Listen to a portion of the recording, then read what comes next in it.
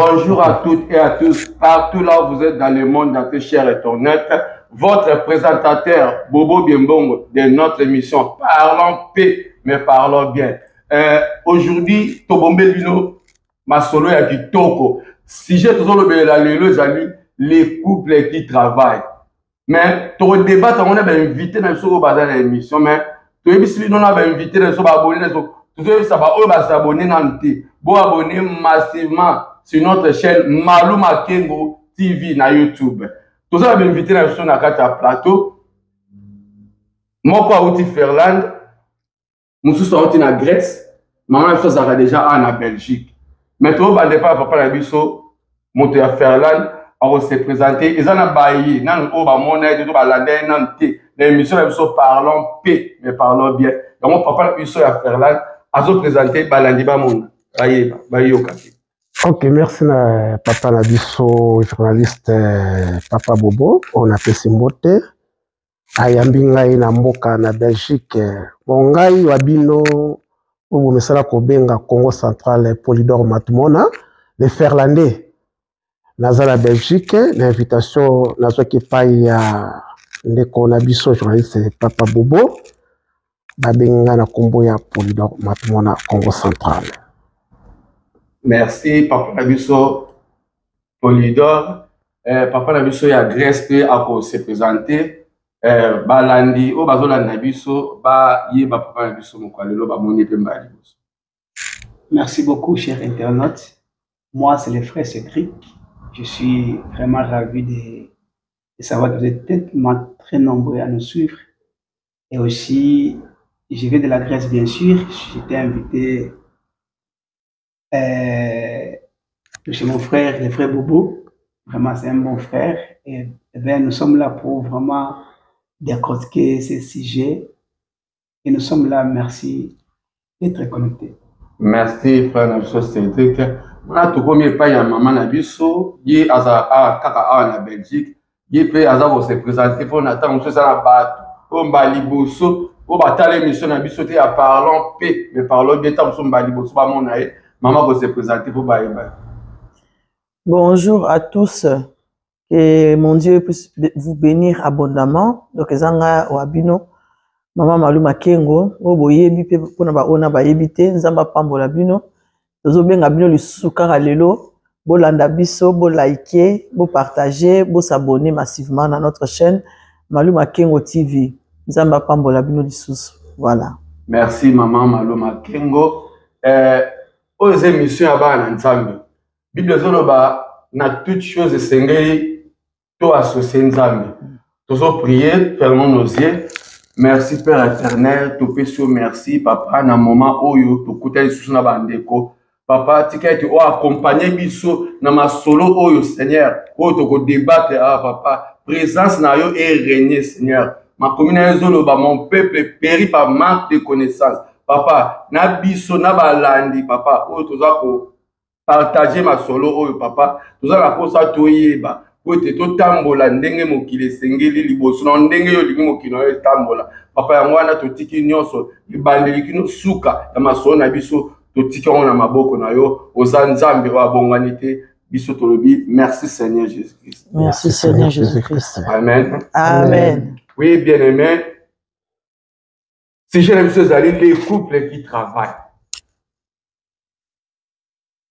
Question abisso est allé en Afrique, en Europe, en habité ceux qui va inviter les bakoye ba nengeni bakoki ko limbolela ba inteko bazolanda biso. Normalement ndenge na Afrique to bande komona mobali nde azwaka charge ya ndako. Wana tozolo la côté financier, les couples qui travaillent, que côté financier. Financier na bango na ndako ezaka ndenge nini. Komona ba couple belé lelo et comment na mwa ba kokoso. Yango wana tozoke ko sola likambo na ba invité na biso. Ba ndenge nini tokoki ko pesa conseil, ndenge nini tokoki ko tambusa bato ba yeba likambo ba couple. Ok, ndenge toyeba ki ba couple ba na Congo ezalaki to na Afrique papa nde mutu akosala mama te kamikate na ye wana etali papa te mais papa nde akosala misolo mpona komema na ndako mais awa na poto ezali le couple qui travaille mwasi azosala mobali azosala mais ntango mosusu mwa bakoko ezali mbongo ya mwasi mobali ntango mosusu alingi mwasi asala mbongo ya mobali mwasi ntango mosusu ya ye abombi alingi te mobali atuna ta ya ye yango wana tozokende epa bainvite na biso tobanda epa papa na biso Polydor les couples qui travaillent mais côté financier mwa bakokoso ezosala papa côté wana yo okoki koévolue ndeni mpona kotalisa bandeko bayiba okolanda biso. Ok, merci beaucoup ndeko na ngai Bobo. Nalandi question na yo malamu. Bon, makambo yo normalement il faut tolobaka topesa conseil parce que to créer ba problème mingi na ba couple. Nakalaka ndo tukoloba wana. Toyeba ke ba mama bazalika ba femme ménagère. Bande ko sala te do ba papa bande ko sala nyonso. Wana tozobe nanu na biso na Congo. Na ebité na penso ya Afrique mais nazobe nanu ya biso na Congo parce que nos parents toyebi ke bakola ki ndenge wana bazalaki ba femme ménagère. Papa nda kendaka musala, maman zaka na ndako, kolamba, s'occuper na papa. Or aujourd'hui, sur le contraire, le monde ici est évolué. Et ça sont les kalate, les loba maman va koma ko sala, mais sala o mi bal biso va pas tourner ko sala, ba maman va koma ko sala yango. Très bien. Alors, ndenge zalaka kala. Na lo ndenge to komi lelo, ça sous ndenge bokote. Alors lelo ko la photo e ba yango. Kala na lelo. Oyo bana kine bakino babiki lelo eza susu kikala wana te makambo se changer mwasi akoma pe na place na ye lelo mwasi akoki kozala ministre lelo mwasi akoki kozala présidente de la république oyo nakala ezalaka te alors mpona to développer na yango nakokenda molai te nakolinga to daka ke kikala eza suki lelo te makambo ebele esi échangé lelo papa koma kosala mama koma kosala alors côté finance na pesi na maloba bandeko après na kozongela bino na suki na wana mpona kende molai te papa na ngai.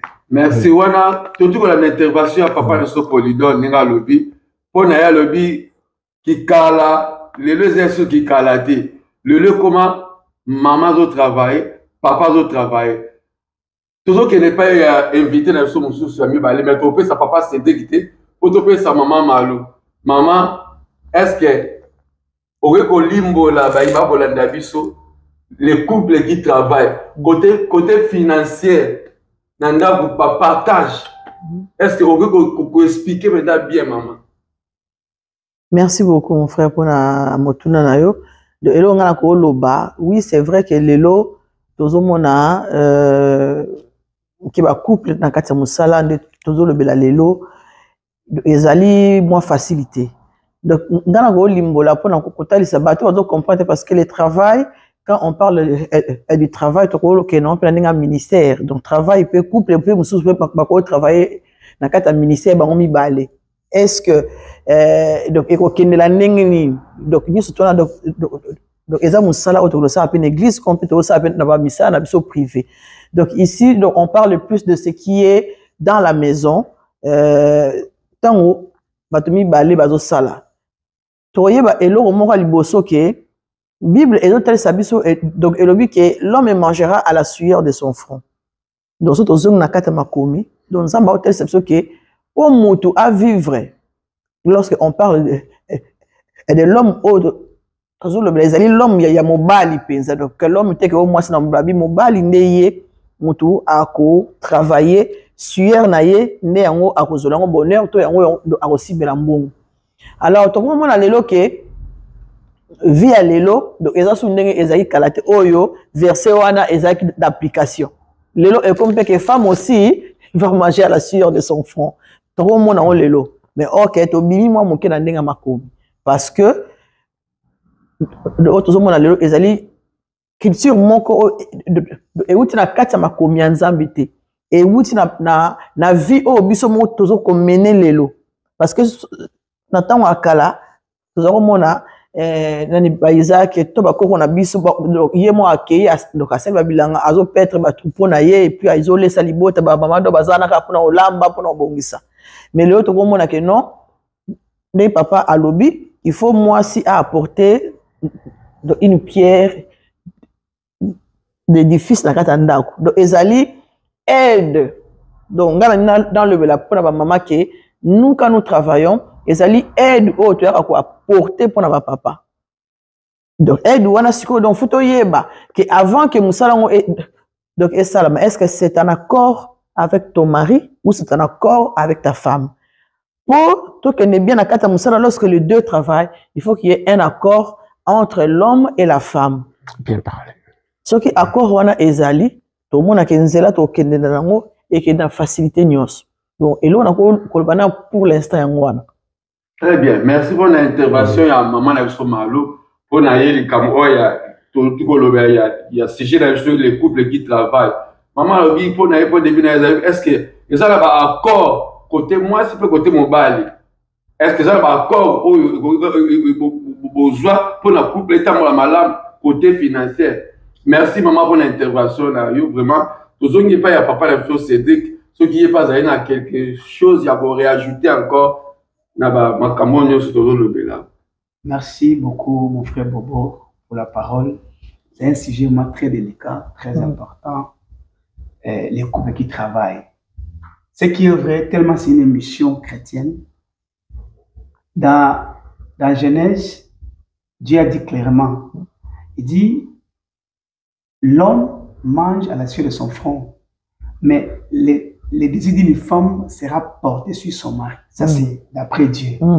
C'est-à-dire, dans la parole, l'homme a la charge de prendre soin de sa femme, étant donc un être faible. Maintenant, lorsque nous venons dans la vie normale comme ça, l'homme travaille, aussi la femme aussi travaille. Là, j'ai résumé la pensée de ma tante. Et non, il faut d'abord au préalable créer un accord. Vous voyez? Parce que lorsque les deux ont un salaire, déjà, si au Rénava, il n'y a pas un accord, là, c'est comme si tout revient que sur l'homme. Mais s'il y a un accord entre nous deux, on sait par exemple que la femme gagne 1000 euros, l'homme aussi 1000 euros, on sait que non, l'argent de la femme est pour s'occuper du loyer de la maison. Tout ce qui est loyer là, soit 600%, peut-être même 30%. Donc au départ, s'il y a un accord déjà bien établi, il n'y aura pas de problème. Mais s'il n'y a pas l'accord, ça sera très difficile. Maintenant, dans la pensée africaine, on dit l'argent de l'homme, c'est pour toute la maison. Mais l'argent de la femme, c'est pour elle. C'est pour elle-même. Vous voyez? Donc, dans la pensée humaine comme ça, et surtout africaine, la pensée africaine, si la femme travaille, son argent, c'est pour elle. C'est pour elle, peut-être pour ses frères et sœurs. Mais l'argent de l'homme, c'est pour et la femme, et pour l'homme, et pour les enfants, et pour dans la maison. Là, c'est très compliqué. Donc, il faut d'abord, pour qu'il y ait l'équilibre, un accord au préalable. Si l'on travaille, on doit vraiment s'asseoir et en parler très bien. Parce que c'est un sujet qui cause aussi beaucoup de divorces. Parce que les finances, lorsque il n'y a pas vraiment un accord, ça cause toujours des problèmes. Donc, c'est un peu ce que je veux dire. Merci, Moussa Nandambe Cédric. Notre émission Parlons paix, mais parlons bien. Abonnez-vous massivement sur notre chaîne Malou Makengo TV. Évangéliste Cédric Assali analyse Nekitoko. Dans le dit, ceux qui accordent, ils sont bien établis. Donc, nous sommes malades. Donc, maman Kunana évangéliste pour la bango. Donc, ceux qui accordent, ils sont bien établis. Donc, nous sommes malades. Donc, ils ont un couple, donc ils ont un solo. Deuxième question, o yelinga ka ne tozoloba emati ngai kaka nde balobaka emati ngai oyo na obanda sikoyo pa mama bongo bacouple oyo eza ke moko azotravaille te mpona likambo bacor eloko ni bokoloba eske ezala kaka il faut ezala bien établi to ndenge. Dans toute chose na kati ya libala il faut qu'il y ait la communication. So communication na kati ya libala eza te bozala toujours na ba problème parce que soki moko azosala donc tout son nom cas que papa mutu azosala mama azosala te to lo bango donc eza normal pour na biso ba africain. OK, mais maintenant il faut que papa avant d'ici maman nga azosala mais je touche autant to établir sur papier tous les besoins de la famille. To futa anda ku combien, to futa rabo, to futa bo, to futa bo. Et si nous voyons que bon oh papa azo gagné de est suffisant pour na biso na ndaku, gloire à Dieu. On n'a pas besoin de retravailler parce que mon corps a retika on révèle une chose beaucoup de travailleurs marocains. Tu vas voir que dans nos travails, beaucoup de Marocains, leurs femmes travaillent qu'à mi-temps. C'est rare de voir une femme marocaine qui travaille temps plein. C'est rare. Pourquoi? Parce que bango ba yebike, il faut y à ça la temps plein. Si on na calcul na bango de pas ko établir wana, donc ezanga mo peut être bango à l'aise par exemple. Donc ce qui bon wana couple est moniqué, donc ezanga poto ça la bien et c'est là maintenant on va peut-être demander à l'autre avec les capacités que tu as, est-ce que toi aussi tu peux apporter moitié aux zanga. Alors ce que c'est quoi manko azo sala si on peut example que grâce wana et peut na côté à moi aussi. Ce qui est très important à savoir, beaucoup d'hommes n'aiment pas que leurs femmes travaillent. En tout cas biso africain. Et belé balingate basa mo basala. Pourquoi? Baboya on point parce que pour l'homme vu que penser en Zambé donc eza que mobali aza chef à famille. Mobali mutu akosa soin ya moi sinaï. Netoto lo ba. Donc pour na mobali quand la femme travaille, donc les boété, c'est un peu difficile pour que l'homme accepte cela. Mais ce que l'homme a dans ma coquille on a et que capacité mon boto chance mon et pesami que moi si mutu a sala, que mobile a salaté. Dans tout ça, il faut aussi avoir une communication. Mobile lui a donc moi ça faut pas ça non. Maman ne yo que no sala, salaire peut-être ekoya boy. Nga en tant que homme, poto tambola bien, talande to ko kende. Il faut qu'il y ait un accord. So moi c'est peut andimi pe ba condition parce que moi si andimi te ba condition na te ko permettre na nous te akene musala wana parce que ebemela bino ka problème il faut qu'il y ait un accord maman yo to sala ta ba charge ndaku ezala boy donc yo o ko assumer ba charge wana siko donc à part ces charges là il y a aussi d'autres charges parce que ba que ceux qui ba tumbale ba sala donc ça veut dire que donc il y a d'autres charges qui n'est pas financier ils sont là à suppléer aux hommes. Donc, en tout cas, dans tout, il faut qu'il y ait un accord et donc il faut qu'il y ait une communication pour la personne qui travaille. Parce que souvent, moi, si Aza le lobate, pour mobali Azo Sala, il y a chef de famille, c'est lui qui travaille. Alors maintenant, si c'est le contraire, parce que quand c'est l'homme qui travaille, la femme n'a rien à dire. Et bon, ce que moi, c'est Azo Sala. Vous voyez, c'est là. Donc, il y a un monde qui est, en tout cas, ça compliqué. Merci pour l'intervention, maman. Et, mon frère Nandam, moi, c'est dit, mon cas de sala. Est-ce que mon sous-sol, on dit, mon sous-sol, hier, alors qu'il y a eu un peu de naïe. Oh, il y a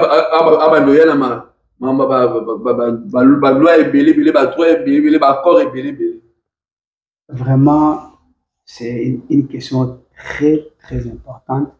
Vous savez, dans la Bible, dans Amos 3.3, de Dieu dit, donc on pose la question, des personnes peuvent-ils marcher ensemble sans être accordées? C'est-à-dire, tout ça, c'est ce que, en tout cas, ma tante a dit. Dans toutes les choses, il faut d'abord qu'il y ait un accord. Si, bon, prenons le cas en Afrique, si c'est l'homme qui travaille, là c'est normal. C'est commode, c'est-à-dire, il n'y a pas de souci parce que c'est l'homme vraiment. Donc, d'après la culture africaine, l'homme, quand il travaille, bon, il est l'homme. Mais si c'est la femme, c'est vraiment chaud. Maintenant, en Europe aussi, si c'est la femme qui travaille, il y a un peu de l'orgueil là, féminine, qui fait en sorte que la femme puisse arriver juste à saboter des fois dans son homme. Tout ça, donc je vois, ça dit, si l'autre travaille et que l'autre ne travaille pas, il faut d'abord qu'il y ait au préalable un accord. C'est-à-dire qu'il y ait la communication. Dans le mariage, ça, la communication, en tout cas, vous figurez comme Adam et Ève. Certainement. Parce qu'il y aura toujours un serpent qui viendra te dire que non, mais en tout cas, ton homme là, c'est un fainéant. Donc ta femme là, voici une femme qui sait travailler. Et si au départ, entre vous deux, il n'y a pas un accord, c'est-à-dire, quand on dit accord, donc votre accord est d'abord basé sur l'amour, donc non sur un intérêt quelconque. Vraiment, si l'un travaille que l'autre ne travaille pas, c'est vraiment très simple. Très simple. Et c'est juste que non, il faut qu'il y ait d'abord l'entendement, l'accord et la communication pour qu'il y ait la paix dans la maison. Ça, en tout cas, pour moi, ça pose pas de problème si c'est moi qui travaille et que ma femme ne travaille pas. Ou soit, si vraiment ma femme qui travaille, bon, ça dépend. Est-ce que, comment vous vous êtes rencontrés, c'est un amour par intérêt, parce que l'amour par intérêt fait toujours souffrir l'autre. Mais si on s'aime réellement, en tout cas, je ne vois pas là vraiment un problème. Merci, homme de Dieu, pour l'intervention. Les hommes de Dieu, donc, ils ont ceux qui ont travaillé, ils ont communication. Donc, ils ont travaillé, donc, il faut que la communication. Et pour ça,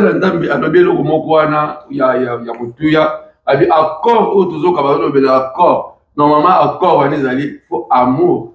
Autant vous avez ceux qui amour exalté, accord, on attend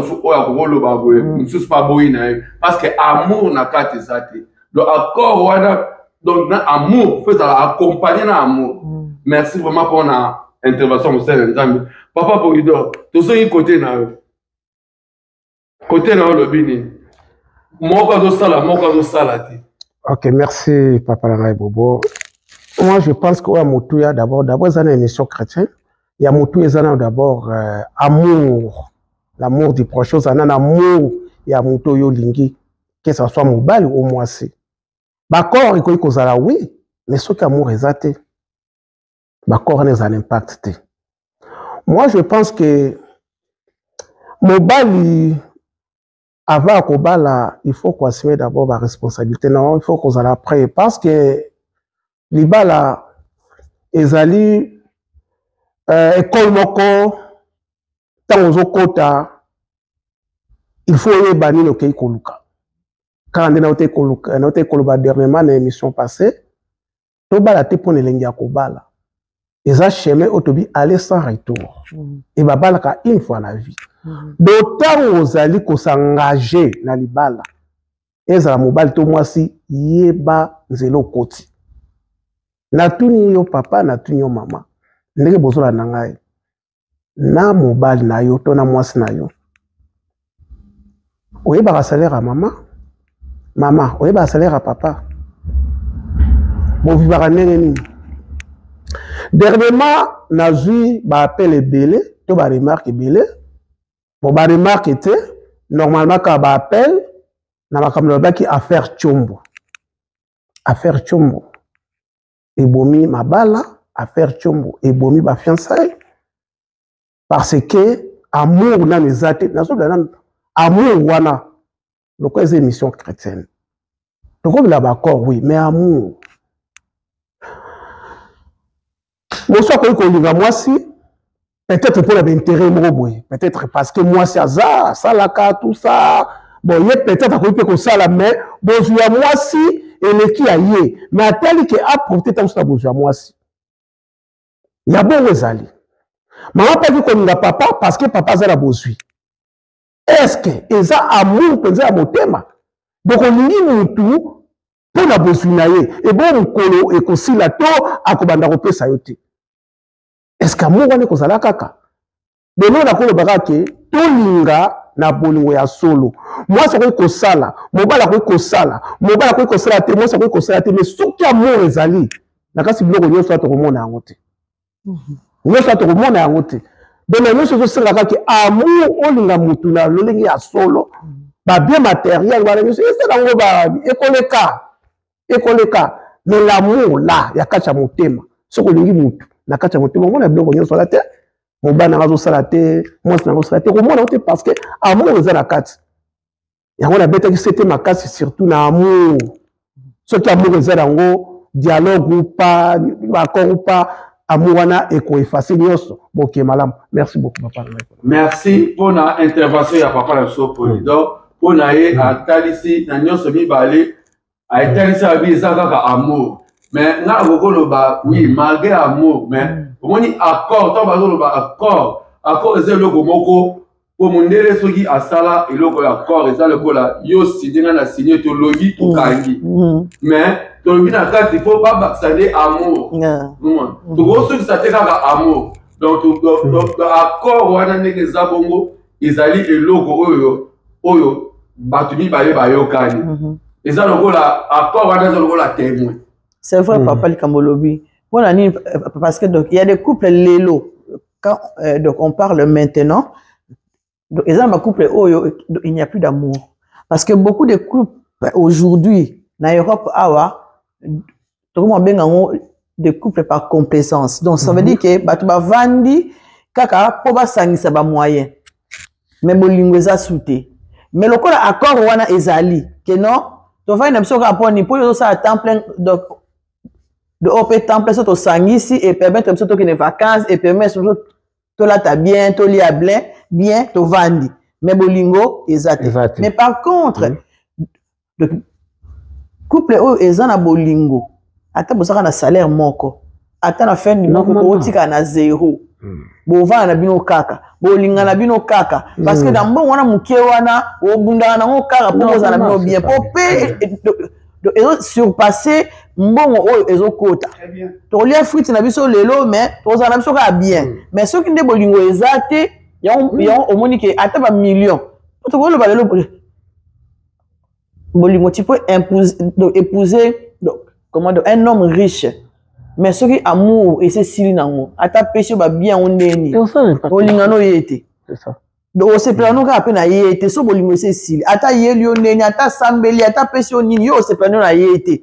Donc mbongo eza bien mais eza eloko moko boye oyo na couple il faut pas que to tiango liboso mais il faut en parler il faut être sincère lelo ceux qui ba miso ba komi que non so to balani oyo kuna no mbongo na ngana peso te po anini parce que tout ça et wuti na nini que non biso africain so mbali a osala non moi si akoye ba salaire na été po yaza mbali mais siko ceux qui moi si azo sala pourquoi mon bal faille ba salaire ne pour yaza mbali donc vous comprenez bible ezoba na biso o lingite ba sala yo ko sala pe muninga te so ça clair na makamunios vous savez tout ça tellement na ba témoignage ya ba couple o to mona ki ba tumsusu donc ko bolingo ezate mais so tel couple la bongo bi mais couple ba marchandeni ozomona mais couple ezabondeni couple ba moyen ezate mais couple comment ça se fait que va tenir les coups jusqu'à aujourd'hui. Donc, ça, sujet mon corps, c'est vraiment très sensible et très important. Donc, il faut tout bon, ça va couple belé et ça robéba. Donc, j'espère vraiment que par cette émission, Nalabino Torozwa, comment on dit, moi, l'État, Toli, mon robot, et Rosunga, ça va couple autozali na katina. Papa la katu ma batelanga ki na ba Samuel moko papa na biso papa na bosani kombo papa so stratégique aloba ki c'est très important makambo esala ma mingi na ba couple basi ba mama na esko panabino makambo ezala ki mbongo ya papa kaka ndeza kilengi o mbongo ya mama ezaka ka ye na famille non c'est pas ça makambo eza mingi de mbongo ya papa ya wonde ezaka na valeur bolobaka yango mingi o biti mbongo ya papa ezaka na valeur ya yo mama ezaka ka ozo kipeta muso on a tinda kipa ya mama on a tinda kipa intel papa ta muso bati mais ya papa so ko yoka ngo tene pa bokilo guerre na ndako makambo eza mingi na poto awa Il y a un beauté, il y a 100 mètres, à commencer à moi cité. Parfois, il y a moi si on se comportait comme ma bé. Donc, on a poté les amours à Bassi, les gens sont victimes. Dans ma bé, on va se passer bango. Ma maman, tout le monde a changé un peu mon comportement. C'est ça, madame. Moi, il y a papa qui a dit, ça la valeur. Oui, mais il y a eu un appel. Ça va dans Merci, merci vraiment Bona. Et donc papa na so podo abakisi mais papa podo na golo belo moko keba mission na mission ya parlons paix mais parlons bien balandi balanda so ba boné na biso ba ko remarquer ne papa podo ataka mingi ba maman. Non ba maman ya bino mingi na sala de tout ça la ba ko ataka mingi ba maman. Donc maman ti ko biso ba ko mila mais papa podo alinga ba maman. Non papa podo côté ba maman ya tikela ba ngota. Na tcha ba na nzela po ba fana na mabala. Po mabala zo panzala mingi à cause de ça ba zo zo enseignement te. À partir de comme Makambo, ça va respecter, on va refondre dans ma balle là-bas. Merci, ton équipe, vraiment. Émission, toujours le Bézali, parlons paix, mais parlons bien. Si j'ai la chose Zali, les couples qui travaillent. Donc, la question est sur mon sous côté relationnel. Tout le monde a les couples qui travaillent parfois. Bah, on va aller dans d'autres travail, tant sur Nandaku. Et comment tu as mis ça, ils ont un couple sous, tant sous. Bah, mon anaba na lisusu pendati likolo ya travail ba mi pesi kaka na musala na invité côté na boki ko loba ndenge ni wana oba na question pa maman na biso maman tout na bandi na maman merci mon frère on yo la ngai bana vraiment. Mais c'est vrai que donc, au niveau relationnel c'est très important au moni ya on a le baki que avant ya kubanda musala ke batumba ba sala il faut qu'il y ait cet accord parce que quand nous parlons des accords donc ils ont un accord au vandi et vous épluchez tous les points donc avant de signer contrat parce que ils ont quand même un contrat il faut savoir que est-ce que sur ce point là tu tambolandeni sur ce point là tu tambolandeni so boyo kana ba point nyos o ezana kati nebo signer accord yo ke no sala nga pena sala. Donc, au niveau relationnel, ce qui est balé, vous avez figé dans mon sala. Donc, on a par exemple temps plein, on peut temps plein. Donc, nous sommes à sala, on a un tongo, nous sommes à côté, nous sommes à qui. Et bon, ma relation. Et bon, ma relation. Donc, au niveau relation, c'est comme très difficile pour nos couples, bazo sala, bangomi balé. C'est pour cela que, au moment il faut faire des sacrifices. Tant qu'on sala, il faut que non, au couple est tambola bien. Malgré que sur le point financier, c'est très important, mais au niveau relationnel, il ne faut pas que koufa. Parce que si vous koufi, bon, on a comme un gars pour nabino. Bon, lion on bien pour relation est assoutée. Bon, c'est pas là, on peut bien te parce que comme on bon, il y a reçoit na, donc son bon réseau mi a tenga na lembi na nga, ato bima ote na obimate, ote na lamba ote osala boete, ote zong sa boete pour nini, musala e buki biso. Yo yenga na yaki yo keneki nga na komi donc, ce qui couple ezo mona na soute. Son couple est solo laté parce que temps est zaté et que bon ma couple malgré que nous balé bozo sala il y a un moni que on doit soigner les relations les couples qui travaillent doivent soigner les relations avec leurs femmes ou bien avec leurs maris et aussi avec les enfants si vous avez des enfants et aussi avec la société parce que beaucoup de personnes aujourd'hui ils travaillent ils sont absents dans la société. Donc, yeka amona na soute. Donc, yeka musala na ndaku kutu donc muta lobelete. So azongi a fatigué avant na point na epo ya salaki. Ça tue les relations. Les couples qui travaillent doivent absolument soigner leurs relations. Il y a un moment il faut qu'on solo là. Donc ça là si vous ça temple, si on peut temple, après ce que misa na biso to tambola ndeni. Avant misa na biso to tambola ndeni. Il faut qu'on solo là. Très bien. Merci pour l'intervention à Maman Nabiso Malou Makengo. Donc, même ma couple, vous travaillez, il faut que vous soigniez les relations à Bino. Donc, il faut que vous planifiez la nyonso. Donc, vous planifiez nyonso, ndeni vous tambola. Ou à ça na tombo, ou à ça na boutou. Donc, vous pouvez soigner les relations à Bino. On a besoin de pas papa ne soit polydor. On a question de ce dont tu parles. Maman a intervenu dans l'engue. Elle a été opinion dans les alliés.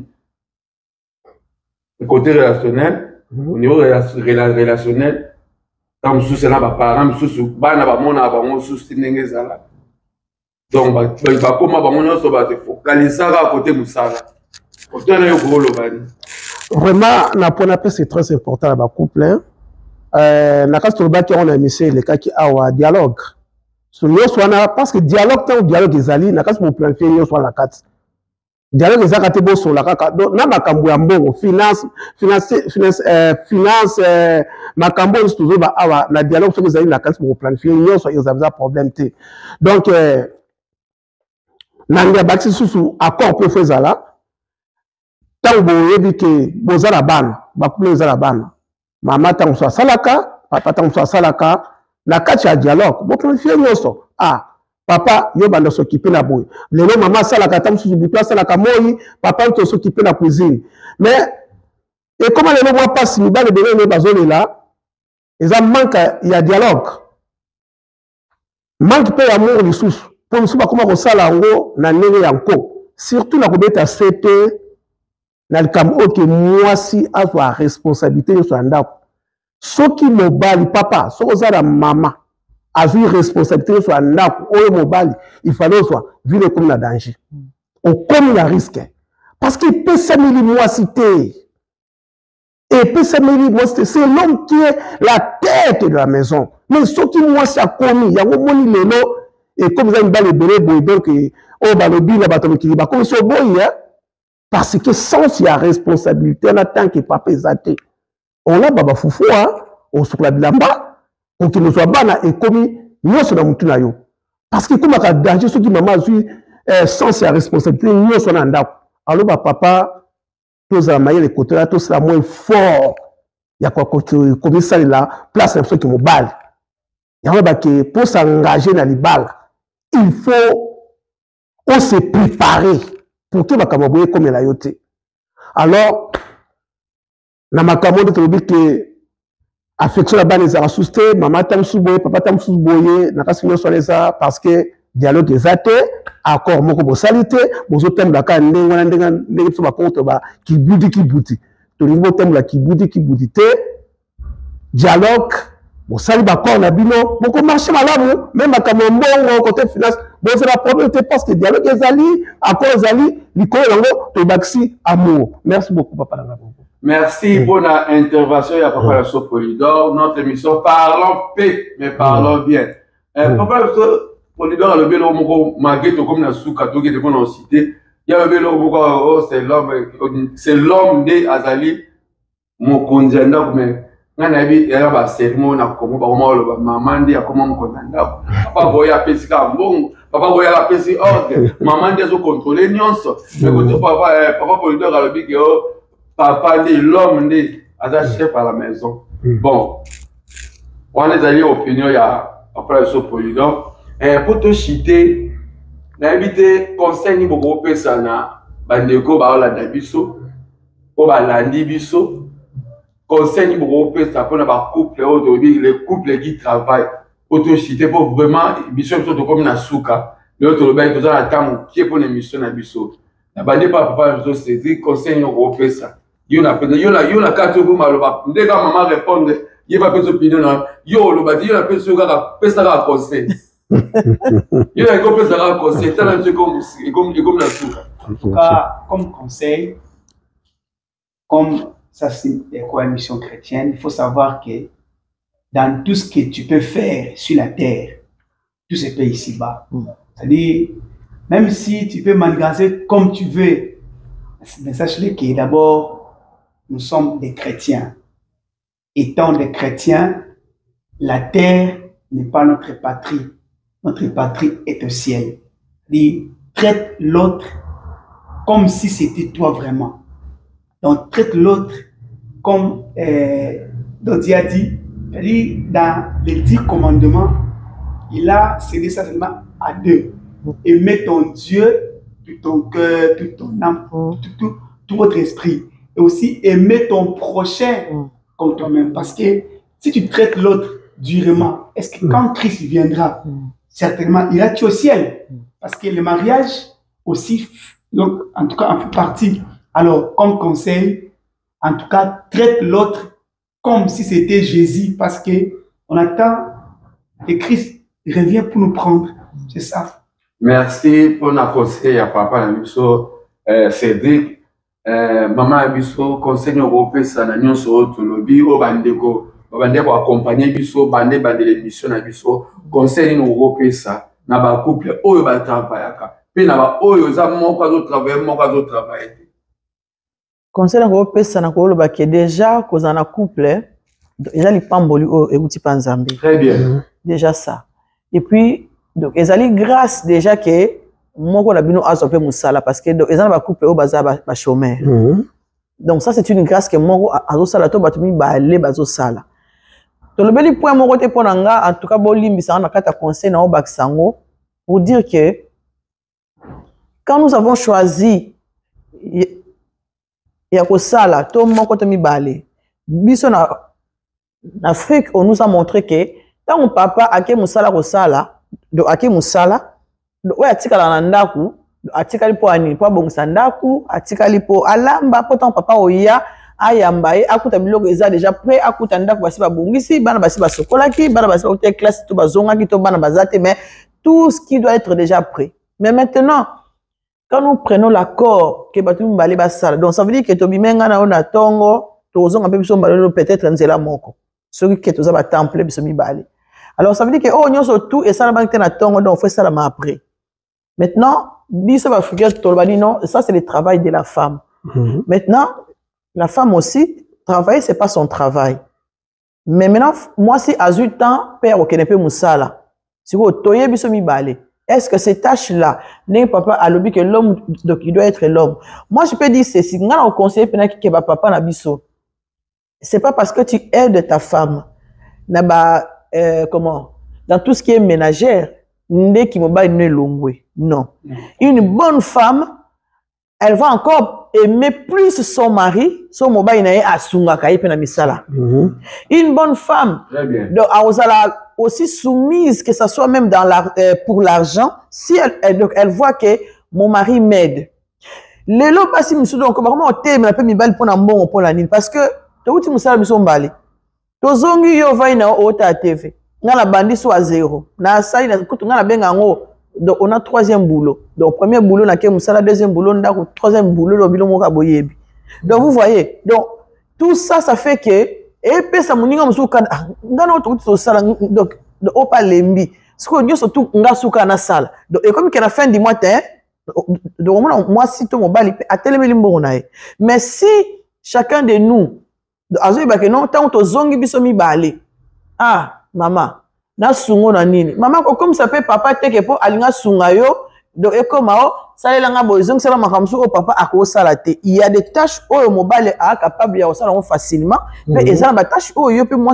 donc osala facilité ko sala ngo donc boyo kanima do fo ezala po et permettre mindono na couple ezala te la plupart des problèmes que nous avons aujourd'hui c'est parce que tolingi te que moko aye ba salaire d'abiso de deux malgré que to sala tolinga que non donc yo moi si sala ka musala ndenge oyo yo ba l'accès ponga mbali ngam na bala yo non si tu as choisi que ta femme travaille donc faut que derrière le travail il y a la fatigue ne mobali assez fatiguera ne moi assez fatiguera donc tout ça on doit mettre ça en pratique de façon il y a ko sunga pe moi si parce que vous devez avoir un temps lorsque nous parlons du temps relationnel de ezanga biso poani moi si awuti musala yé il faut acquiper ndak acquiper bana tu crois vraiment que vous aurez le temps pour vous de parler après ou bien de soigner votre relation exalaté mais par contre ceux qui bilon balé boyé to moi si akelen musala dans azongi akuda mobile asa bongse mo longo yé pe asali mususu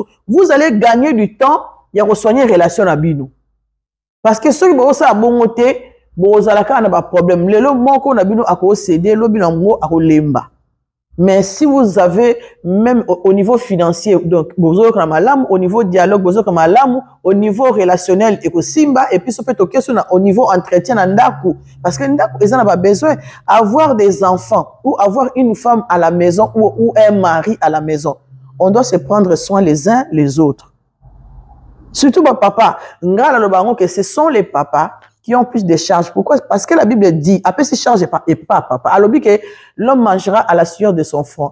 Alors, que et le désir de la femme sera porté sur son mari. Donc ça veut dire que oh yo okopesa ngai mwasi ya ngana osani na ozongisa parce que na ozwa pa na yo pona ya ozongisa. So yo zo pesa ngate donc eloko o nzambe asengo pesa nga ngapi mwena zongisa ezate ba blocage ebelé lelo to mona na kati ba couple c'est ça. Parce que l'homme a tika na place l'homme macho hein donc ils sont italien. Macho donc machiste donc libalo habite ngata na osala atama sa osala nga fona pota et ça bon côté il faut donc en tant que chrétien tous à la commis qui dit ça donc en tant que chrétien to yebake to balani to sala mais on doit se soigner et prendre soin des uns des autres et papa na obasaka ne papa alobi il faut que place wana ya ki papa il faut yeba que ata ye mutu. Donc, aza pour apporter charge dans ndaku, mais charge à papa, et zalika po, et sungali bota wana mobimba. Donc, attends moi ça sali, aye ko bakisa, mais ezaka kapo, charge wana surtout ezaka po na papa. Po ye mutu a ko coordonner. Na question merci papa na mutu na parce que c'est très important. Parce que si j'ai zébélé. Merci maman, malgré au lieu du temps, mais le corps pour nous va très important, moi tout quatre à la guité, mais nyonso ce que il a là papa corridor 1 minute kaka to comme la souka papa corridor conseil comme un 1 minute to peut 1 minute papa corridor. Merci beaucoup Nicolas Bobo na koloba boye na ba couple o ezali tozala tango conseil to peut ça conseil pour que vous allez bien na ba couple o ezali que mobali asala ka moi ça sala raté Mama meka kozwa mwa batashi mususu pour ceux qui papa pe outi mosala aye akuta pe makamyoso quand même les après parce que yenda zo sala makamsu pe tobite papa ko aider parce que azo sala non mama kaza mutu akuipe ko lemba mais mingi lokona papa ndazo sala yo mama sala te donc cela veut dire que aux femmes ménagères meka kozwa pe soin ya papa na couple o ezali que papa azo sala maman pas au sala. Oui, bah pour partager la tâche. Parce que maman paye à ça la nous autres au yo. N'est-ce pas faut que tu as le lembi. N'est-ce pas maman paye à cause de ça lembi. Mais mingi zala que maman au sala, papa pas au sala. Mais yo papa ko ya le kolo za papa. Au salaire qui bo papa, ma kolo kola kiti, au bani côté la télévision, maman côté sur la cuisine. Yo ata ça pas mo simbati. Tant sou pas na kuto okipete. Comment on peut savoir que maman se passe? N'a pas contre la maman mati. N'a pas ma campona pour sauver bien ma balle. Ils n'ont pas ma camboyo. Ils ont même ma bille na ma balle. Ba papa. Donc ça peut pas la maman. Si ce gros ça nous balle. Basani contre la maman. Je suis ma contre yo qui peut la basani. Ce que c'est exact. Ok côté kuna côté balle. On s'occupe la balle. Partage wana yo to ba to beta c'était mingi na dialogue pour ezalaka ko na to che ba corps on sait pas corps ça que papa nous on t'a tâche na ye et amour auto zo bila wana to ba si ko no bonzambe vu des prières. Merci beaucoup papa. Merci papa Lamso Polydor vraiment balani au wande ko la biso to pesi no vraiment merci na yo merci na invité na ngai oyo bon dimaki vraiment pour disposer ba temps na bino botiki ba makambo benga bo sala dimanche ezalaka après l'église o ba bakenda kopema mais bino bondimi quoi pour répondre vraiment à l'invitation na pesi merci na maman ya so malu na pesi merci na mosela nzambe Cédric na pesi merci na papa la so Polydor vraiment to comme na suka na invité.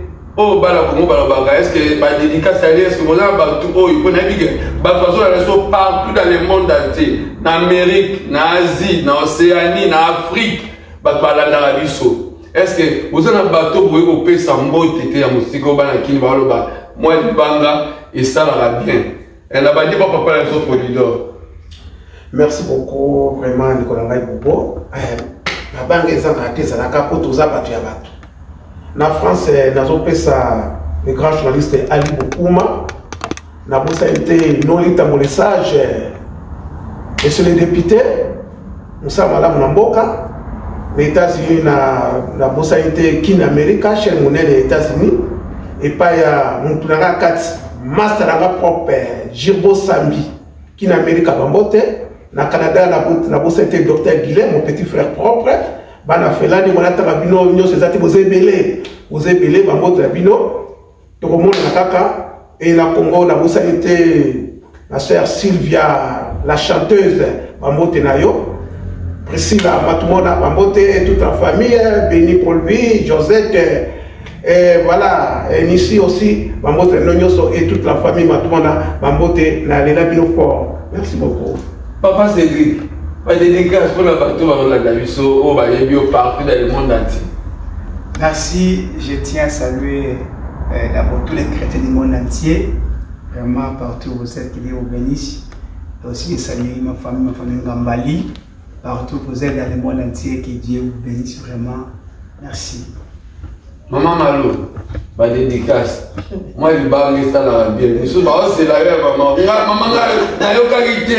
Maman comment kabala abo kaka ba tumo Azabra ma capacité pour ma camona mais en tout cas je vous salue tous par internet na biso en tout cas nzamba pambola bino ba abonner nyo sur Maluma Kengo TV nzamba pambola bino en tout cas na remercier bino particulièrement en tout cas na émission Oyo parce que bosaka ko s'ajouter vraiment nzamba le kana pambola bino nyo ko bosaka ko s'abonner na chaîne na biso ça veut dire que vous aimez ce que nous sommes en train de faire et continuez en tout cas mais hello mona par remarque exact n'a pas commentaire faut tirer sur commentaire pour toi il va pas ma candidature na musala to ça et zamala mingi en tout cas je vous aime beaucoup bango de belé à mon père à ma mère bango akomiye ba epa bazali nzamba pambola bango mbote na bana nzambe nyonso mbote na bandeko nyonso ya église na biso centre chrétien la gloire de Dieu mbote na ba collaborateur nyonso na Congo en tout cas musala bosala pe na Congo eza malamu mingi pour la chaîne na biso